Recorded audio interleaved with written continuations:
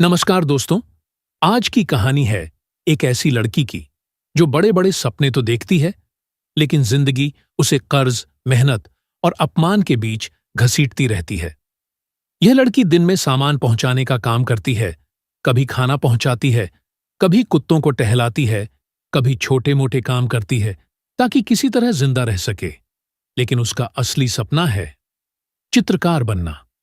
दूसरी तरफ है इस कहानी का नायक मिस्टर गु नांजो, एक बेहद अमीर और काबिल आदमी जो बाहर से सख्त लेकिन अंदर से टूटा हुआ है। सिर्फ 4 सालों में उसने अपनी कंपनी को दुनिया के बड़े स्तर तक पहुंचा दिया। कहानी तब टकराती है जब लड़की अपने बनाए हुए चित्रों की कहानी लेकर गु के दफ्तर पहुंचती है, लेकिन गु उस पर नकल करने का आरोप लगा देता है और उसके चित्रों को फेंक देता है। लड़की टूट जाती है, लेकिन हार नहीं मानती। इसी बीच एक बरसाती रात में कर्ज देने वाले लोग उस लड़की का पीछा करने लगते हैं। डर, अंधेरा और अकेलापन, और तभी वहां गु की एंट्री होती है। गु उस लड़की को बचा लेता है। लड़की को लगता है जैसे कोई चमत्कार हो गया हो, लेकिन यही कहानी एक अजीब मोड़ लेती है। गु सीधे उससे कह देता है, मुझसे शादी कर लो। लड़की चौंक जाती है। वह साफ मना कर देती है, लेकिन गु उसे समझाता है कि वह उसके भाई की परेशानी, उसका कर्ज और उसके परिवार की सारी दिक्कतें खत्म कर सकता है।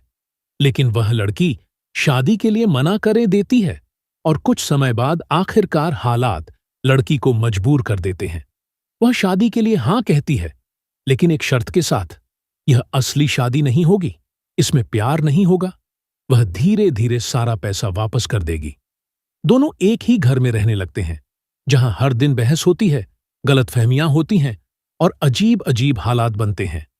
गु बहुत सख्त दिखाई देता है, भावनाहीन लगता है, लेकिन धीरे धीरे लड़की को समझ आता है कि गु अंदर से बहुत टूटा हुआ है। अपने भाई की मौत के बाद उसकी मानसिक हालत ठीक नहीं रही। छोटी छोटी बातें उसे घबराहट में डाल देती हैं।